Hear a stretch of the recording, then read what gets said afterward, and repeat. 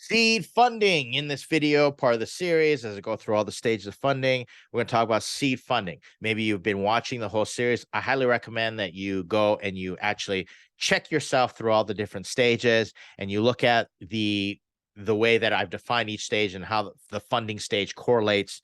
Funding round correlates to the different stage you might be in. But let's say you just skip to seed funding. All right, so here we go. Let me just dive right into it. I'm referencing an article from startups.com. Put the link in the description as usual. Here's what it says. This is the seed that will hopefully grow the company. Seed funding is used to take a startup from idea to the first steps, such as product development or market research. This is also the endpoint for many startups. If they can't gain traction before the money runs out, also known as running out of runway, then they'll fold.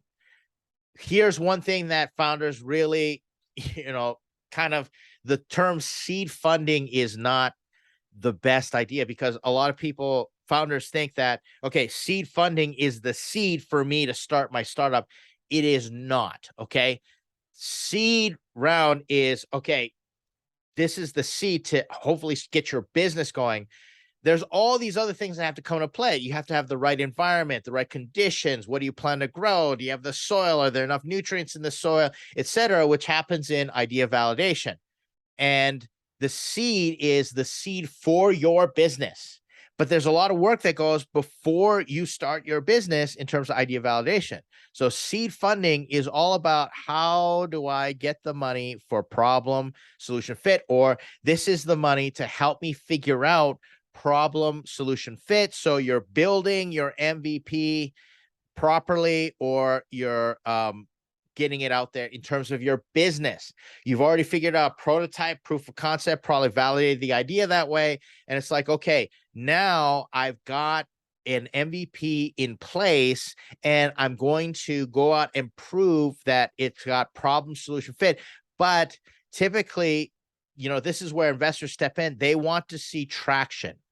And that's where they want you to prove that indeed you might in your mind have figured out that problem solution fit actually exists, but does the rest of the market, can you get out there? And that's where you have like minimum levels of traction depending on what you're looking at. So for example, if you're in business consumer, some venture capitalists will need to see that you've reached 125,000, 250,000 and 1.25 million a year run rate. All right. You're thinking, wait a second. That's the reason I want to raise the money so that I can get to that minimum level of traction. That's not how it works. Now you're treating seed like seed for your startup idea and to get things going. It's actually a seed to get to the point where you're building the company and you're ready to start pursuing product market fit. All right. So it's a little bit, there's a lot of cognitive dissonance that happens with founders. But what happens is if you have problem solution fit, you should be able to generate revenue. Another stat, if you're a SaaS company, they're looking for 10,000 to, I think, 50,000 or 25,000 MRR, monthly recurring revenue. It's lower because in SaaS companies, selling to a business B2B, the sales, take longer. But like I said, if you truly have problem solution fit, you should be making money or proving traction. Different types of startups, you might be building an audience. The minimum level of traction that people need to see for seed funding is 25,000 to 50,000 daily active users. All right. So your 3,000 signups, that's not going to cut it. How much daily active use are you getting? How many daily active users if you're building an audience and you're going to sell ads or figure out how to monetize it later, which is a completely valid way to build your startup. So that's the level of traction that you need to see. So there's a minimum level of traction that needs to occur. And you're thinking to yourself, gosh, Ed, this is really tough. Well, there's a reason that seed funding rounds are average about $2.2 million. And the median age of a startup that secures seed funding round is 3 years. So that means you've had 3 years to figure out how to generate money and all those things.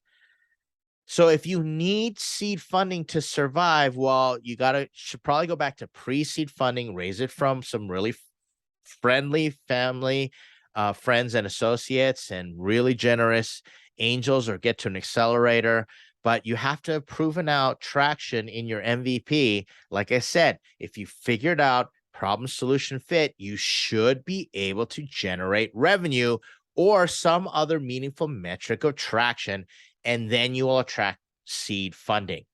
The best way to track seed funding is to show that growth graph, to show that one KPI, that North Star, that's showing that you've got traction, and say, look at, the money that we've generated, or funds under management, assets under management, daily active users, and looked at it's growing on a week-to-week basis. And if we just had more money, we could figure out how to scale and really accelerate this.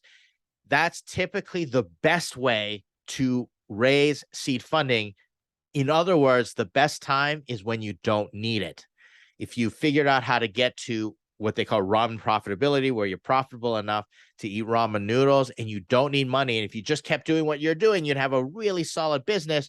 But if you got investment, you could hyper accelerate it into the next stage, which is product market fit. That's the time to raise money, because you have the best leverage there. And then you don't have investors beating the tar out of your model and questioning all your assumptions, because they're not you. They can't read your mind. They need to know you can pull it off. If they have questions, and have you figured out, Andreessen Horowitz talks about, have you gotten out of the idea maze? Well, you can just point out, yes, I have. Look at my growth.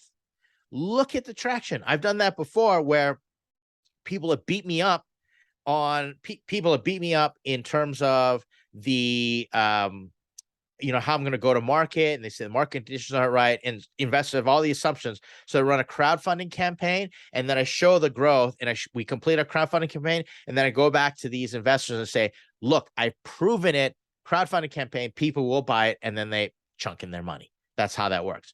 So that's how seed funding works. If you're at that stage, you want help, remember, as always, plug, startups.com, online accelerator, book your office hours. I do a lot of office hours when it comes to funding acceleration to get you ready to secure these rounds of funding.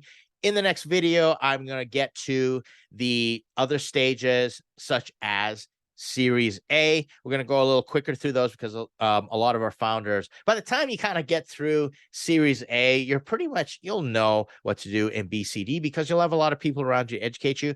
But come to the next video and I'll explain what Series A is all about. See you there.